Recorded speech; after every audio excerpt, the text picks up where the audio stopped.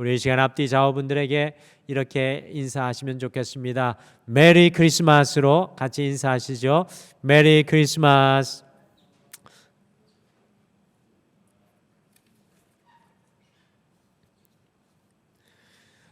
인도의 극빈자였던 어머니, 인도의 극빈자의 어머니였던 이 테레사 수녀가 어느 날 모금 운동을 위해 미국을 방문을 하였습니다.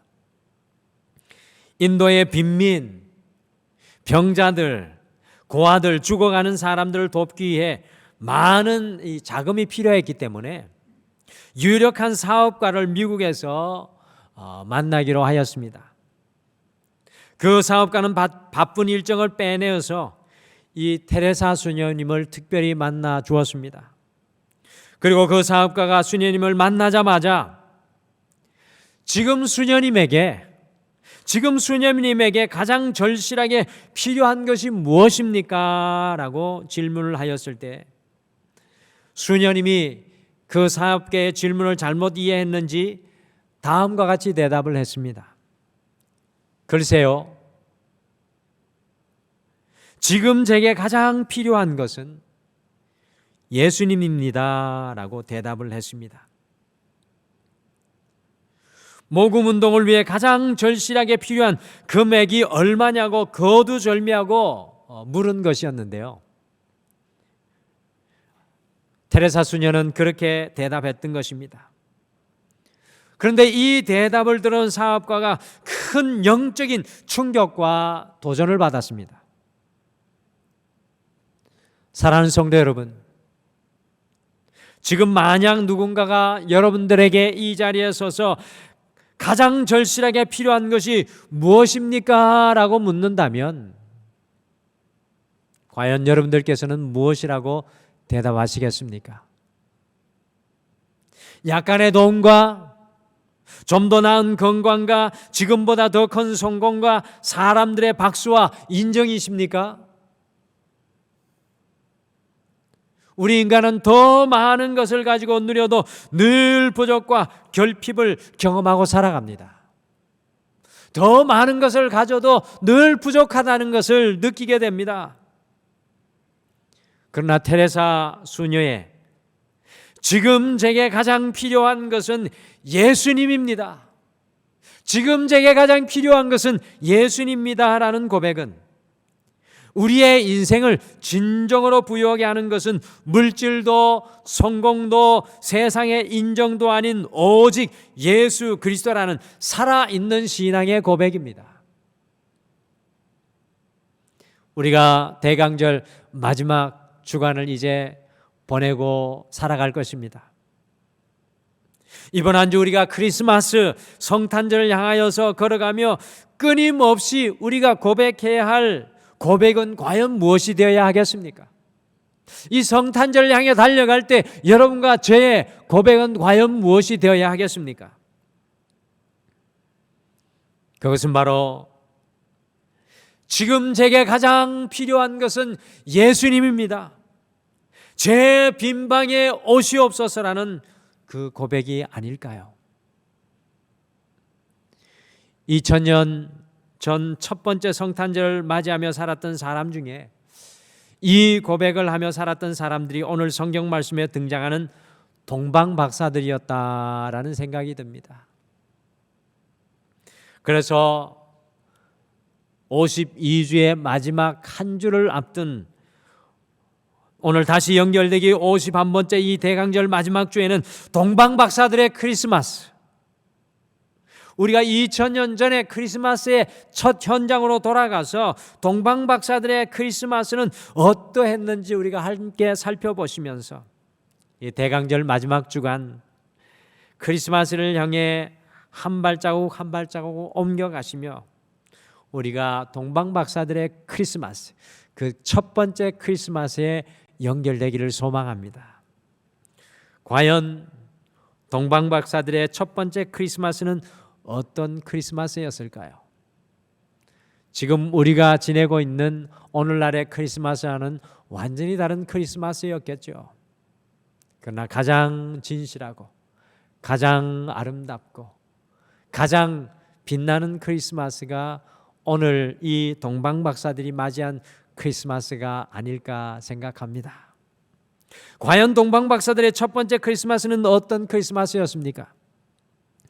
첫째, 이 동방박사들의 크리스마스는 누가 왕이신가라는 질문이었습니다. 이 동방박사들의 크리스마스는 누가 왕이신가라는 질문이었습니다. 같이 마태복음 2장 1절 2절 말씀을 다시 읽겠습니다. 1절과 2절 말씀 다시 같이 읽겠습니다. 시작. 헤롯 왕 때에 예수께서 유대 베들레헴에서 나심에 동방으로부터 박사들이 예루살렘에 이르러 말하되 유대인의 왕으로 나시니가 어디 계시냐? 우리가 동방에서 그의 별을 보고 그에게 경배하러 왔노라 하니. 헤롯 왕, 이 화면에 보시는 곧 헤롯 대제가 로마를 등에 업고 온 이스라엘의 왕이 되어 다스릴 때가 바로 2021년 전에 첫 번째 크리스마스였습니다. 바로 그때 이스라엘에서 저 멀리 떨어진 지금의 이라크 쪽인 동방에서 별을 연구하던 천문학의 박사들이 왕의 별을 보고 예루살렘으로 찾아와서 헤롯 왕 앞에 서서 질문을 하였습니다. 유대인의 왕으로 나시니가 어디 계시냐? 그런데요, 오늘 이 질문이 헤롯 대제의 마음속에 천둥과 우레와 같이 울려 퍼졌다는 사실입니다. 그리고 오늘 이 동방박사의 질문이 여러분과 저에게도 천둥과 우레와 같이 들려져야 합니다. 당연히 왕의 별을 보고 왕이 태어날 곳이 예루살렘 왕궁이라고 생각하고 찾아왔을 것 같습니다. 그리고 헤롯 왕 앞에서 Where is the king? 도대체 왕이 어디 있느냐라고 질문하였습니다. 2000년 전에 시간적인 간격을 가지고 있는 우리는 헤롯이 누구인지 모르기 때문에 아주 평범한 질문으로 보여지죠. 오늘 이 질문이 굉장히 평범하고 굉장히 아주 아무런 별로 느낌으로 여러분과 저에게 다가오지 않는 질문이 될 것 같습니다. 그러나 2000년 전에 이 성경을 읽었던 사람들은 헤롯 왕 앞에서 질문하였던 박사들의 유대인의 왕으로 태어나시니가 어디 계시냐라는 이 질문이 얼마나 어처구니 없고 터무니없는 질문인지 다 알고 있었을 것이라고 생각합니다. 여러분들 왜 그랬을까요? 왜 이 질문이 헤롯 대왕에게 우레와 같고 천둥과 같은 소리였을까요? 왜 예루살렘 백성들에게 우레와 같고 천둥과 같은 소리였을까요? 헤롯 왕은요, 그의 나이 39세부터 그가 죽을 때까지 34년 동안이나 유다 전체를 다스리는 왕으로 군림을 하였습니다. 헤롯은 뛰어난 정치적 수완으로 에서의 혈통으로 곧 정통 유대인의 혈통이 아니었음에도 불구하고 유대인의 왕이 되어 다스렸기에 늘 온전한 유대인의 혈통이 아니라는 열등감에 사로잡혀 있었습니다. 그래서 자신의 이 열등감을 감추기 위해서 이미 왕이 되기 이전에 결혼을 하여 아들을 하나 두고 있었으나 유대인의 환심을 사기 위해서 자기의 전처와 아들을 버리고 유대인의 대제사장 시몬의 아리따운 딸 마리암네와 결혼을 하였습니다. 자기가 쫓아낸 아들이 자신을 반역할까 봐 헤롯은 자신의 아들을 죽여버렸습니다. 또한 마리암네와 결혼을 하여 두 아들을 얻었지만 유대인의 반쪽 피를 이어받은 자신의 두 아들이 자신의 왕위를 위협할까 봐 자신이 보는 앞에서 목을 졸라 죽이게 하였고 아내 마리암네까지 누명을 씌워 죽였습니다. 자신의 장모와 친척들을 반역의 명목으로 죽였습니다. 헤롯은 자신의 왕권을 지키기 위해서 10번 이상이나 결혼을 하였습니다. 자신의 왕권을 지키기 위해서는 물불을 가리지 않았습니다. 화면을 보시는 것과 같이 유대인의 마음을 얻기 위해서 솔로몬의 성전보다 2배나 더 큰 헤롯 성전을 무려 80년이나 걸려 짓도록 했으며 로마에게 잘 보여서 자신의 왕권을 유지하기 위해서 로마 황제의 이름을 붙여 지중해 해변에 다음과 같은 어마어마한 인공의 가이사랴 항구를 지었습니다. 제가 성지순례 때 이곳을 가보았는데 지금도 여전히 어마어마한 흔적으로 남아 있습니다. 또한 어느 누가 공격해와도 자신의 왕의 자리를 탈환하지 못하도록 난공불락의 도피성인 마사다 요새를 지었습니다. 여러분들 저곳을 가려면 걸어가기가 힘들어서 케이블카를 타고 올라가야 합니다. 헤롯의 일평생은 자신의 왕위를 지키는 것이었습니다. 이것을 위해서는 자신의 사랑하는 아내도 자녀들도 가족들도 친척들도 아무것도 중요하지 않았습니다. 헤롯은 자신이 왕으로 살아가지 않는 삶은 도저히 상상할 수도 없었습니다. 그런데 동방박사들이 이런 헤롯을 찾아와서 헤롯 앞에 찾아와서 질문합니다. 유대인의 왕으로 나신 이가 어디 계시냐? 여러분들 성경이 놀랍지 않습니까? 이 질문이 헤롯 대제에게 얼마나 우레와 같이 천둥과 같이 울려 퍼졌겠습니까? 그러니 3절의 말씀과 같이 헤롯과 온 예루살렘이 동방박사들의 질문을 듣고 소동하고 있습니다. 소동이라는 말은 이 예루살렘 전체가 업사이드 다운 뒤집어졌다는 이야기입니다. 현대인의 성경에는 헤롯이 몹시도 근심하였다고 나옵니다. 여러분들, 이 세상에는 두 종류의 사람이 있습니다. 하나는 자기 자신이 헤롯과 같이 왕이 되어 살아가는 사람입니다. 하나는 자기 자신이 헤롯과 같이 왕이 되어 살아가는 사람입니다. 다른 한 사람은 헤롯의 마음과 같이 왕이 되어 살아가다 보니까요, 이 사람은 헤롯의 마음과 같이 왕이 되어 살아가다 보니까 그 마음이 늘 소동스럽고 혼란스럽습니다. 그러나 예수 그리스도를 왕으로 모시고 살아가는 사람들은 그 마음이 혼란하고 소란스럽지 않습니다. 여러분들, 동방박사들은 이 크리스마스에 가장 중요한 질문을 여러분과 저에게 던지고 있습니다. 누가 왕인가? 여러분들과 저에게 우레와 같은 질문을 던지고 있습니다. 누가 왕인가? 사실 마태복음 1장부터 28장 마지막까지의 질문이 누가 왕인가입니다. 마태복음 전체는 누가 왕인가라는 질문입니다. 2000년의 시간적인 간격이 흘러갔으나 우리의 삶에는, 우리의 마음속에는 여전히 수많은 헤롯들이 우리의 마음속에 자리 잡고 있습니다. 이 대강절 주간에는 동방박사들의 질문이 우리에게 끊임없이 던져져야 합니다. 이 동방박사들의 질문이 우리에게 우레와 같이 천둥과 같이 들려져야 합니다. 과연 누가 왕입니까? 과연 누가 왕입니까? 우리가 우리의 마음의 왕자에 앉아 있는 것은 아닙니까? 우리의 가정에 내가 헤롯의 자리에 앉아 있지는 않습니까? 우리의 교회에 우리가 헤롯이 되어 앉아 있지는 않습니까? 이 크리스마스를 앞둔 대강절 마지막 주간, 과연 누가 왕인가라는 동방박사의 질문을 우리에게도 던져야 하겠습니다. 이 질문이 우리에게 우레와 같이 천둥과 같이 들려져야 합니다. 여러분과 저에게 질문드립니다. 과연 우리의 인생의 왕은 누구입니까? 과연 여러분과 저의 인생의 왕은 누구입니까? 둘째, 동방박사들의 크리스마스는 경배였습니다. 동방박사들의 크리스마스는 경배였습니다. 마태복음 2장 11절 말씀을 함께 읽겠습니다. 11절 말씀 읽겠습니다. 시작. 집에 들어가 아기와 그의 어머니 마리아가 함께 있는 것을 보고 엎드려 아기께 경배하고 보배압을 열어 황금과 유향과 몰약을 예물로 드리니라. 여러분들, 크리스마스라는 단어의 뜻이 무엇입니까? 크리스마스라는 영어는 크라이스트, 이 그리스도라는 영어 단어와 마스 곧 미사, 예배라는 말이 합쳐져서 그리스도께 드려지는 예배를 의미합니다. 곧 성탄절은 그리스도를 향한 우리의 예배입니다. 이 성탄절은 그리스도를 향한 우리의 예배입니다. 성탄절은 선물도 아니고, 성탄절은 쉼을 누리는 시간도 아니고, 성탄절은 연휴 기간도 아닌 성탄절은 그리스도를 향한 우리의 예배입니다. 오늘 말씀의 동방박사를 보게 되면 경배라는 단어가 저절로 떠오르게 되어 있습니다.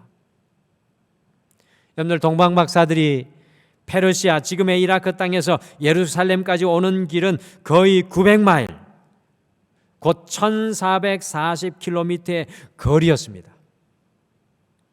그 거리를 많은 인원들과 함께 먹을 양식과 짐들과 보물들과 물을 싣고 오기 위해서 낙타를 탔을 것인데요, 그 광야 사막을 건너기 위해 여러 가지 어려움을 감안하게 되면은 겨우 하루에 아마도 10km 정도밖에 여행하지 못하였을 것으로 생각이 되는데요, 여행 기간을 아무리 적게 잡아도 그렇게 되면 아마 3개월이 넘게 걸리는 시간이 될 것 같습니다. 어떤 성사학자들은 6개월까지 시간이 걸렸다고 하는 학자들도 있습니다. 그런데 이 거리를 마다하지 않고 자기의 안락함과 자기의 모든 것을 포기하고 그 높은 주위에 있었던 사람들이, 그것도 이방인들이 이 크리스마스에 아기 예수님을 경배하러 왔습니다. 동방박사들의 크리스마스는 경배, 곧 온전한 예배입니다. 여러분들, 크리스마스의 예배는 누구로부터 시작되었습니까? 제사장들도 아니었습니다. 유대인들도 아니었습니다. 서기관들도 아니었습니다. 크리스마스 예배의 시작은 이방인들, 저 1400km 떨어진 동방박사들, 이방인들로부터 시작된 예배였습니다. 그런데 우리가 너무나 많이 동방박사를 볼 때 간과하고 지나가는 것이 하나 있는데요, 아기 예수님을 예배하러 올 때 동방박사들이 저질렀던 실수와 잘못들입니다. 어떤 실수와 잘못을 범했습니까?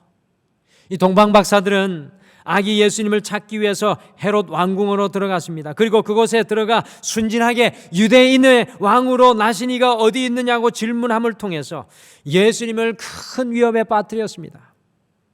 그리고 급기야는 헤롯에 의해서 많은 아이들이 죽임을 당하게 되는 아픔을 초래하게 되었습니다. 더 나아가 아기 예수님과 마리아 그리고 요셉이 애굽으로 도망하지 않을 수 없게 하였습니다. 이와 같은 큰 잘못과 실수를 범하였음에도 불구하고 주님은 너희들을 인하여 내게 큰 화가 미치게 되었다, 너희들이 잘못하였다고 말씀하지 않고 그 동방박사들 모두 환대해 주시고 맞아 주시고 계십니다. 예수님은요, 우리가 얼마나 연약한가를 너무나 잘 아시는 분이십니다.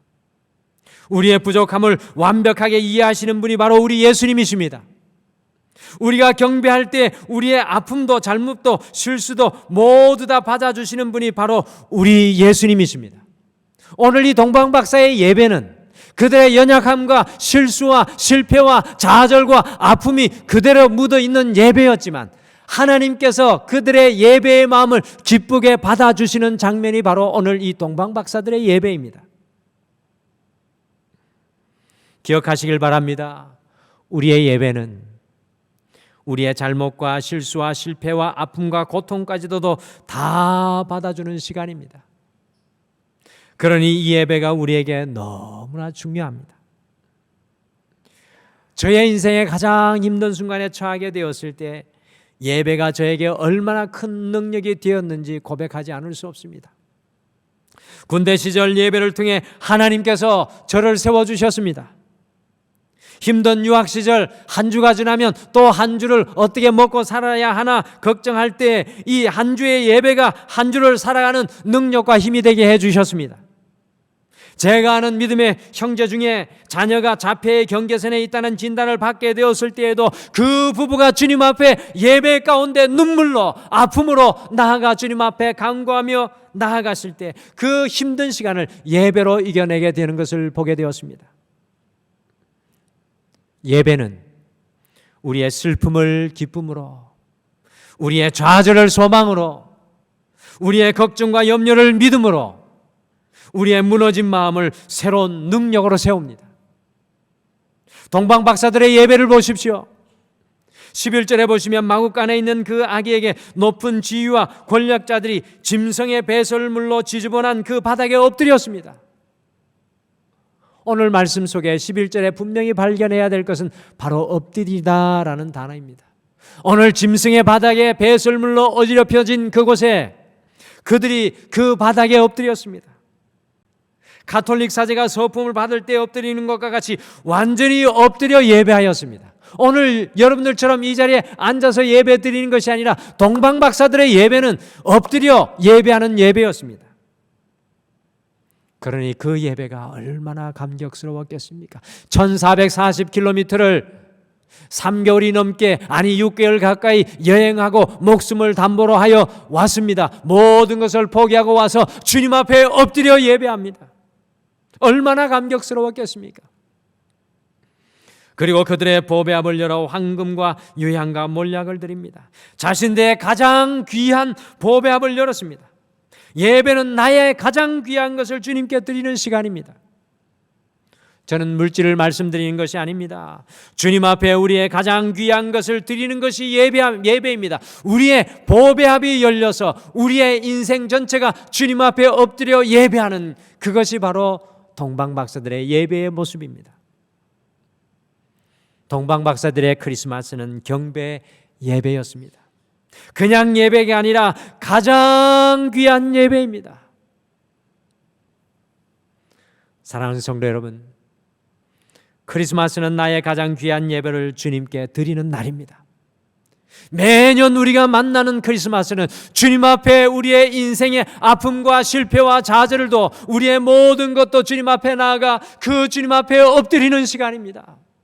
한 해를 시작하며 주님 앞에 엎드리는 시간입니다. 나의 가장 귀한 보배압을 열어서 주님 앞에 올려드리는 시간입니다.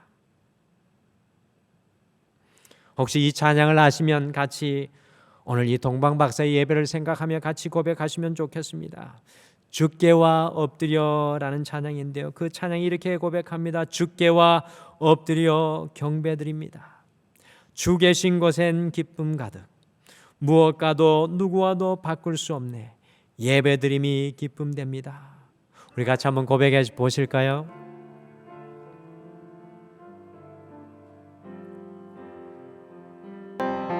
주께와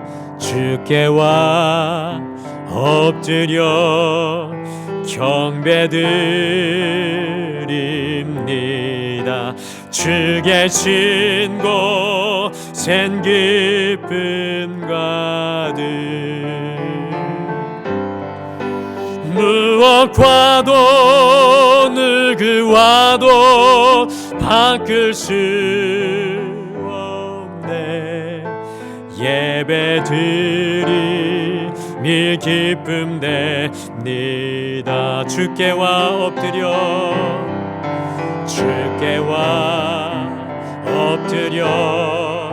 경배드립니다. 주 계신 곳엔 기쁨 가득, 무엇과도 누구와도 바꿀 수 없네. 예배드림이 기쁨됩니다. 무엇과도 누구와도 바꿀 수 없네. 예배드림이 기쁨됩니다. 할렐루야. 여러분들 2021년 이 크리스마스는 동방박사들과 같이 주님 앞에 예배로 엎드리시기를 바랍니다.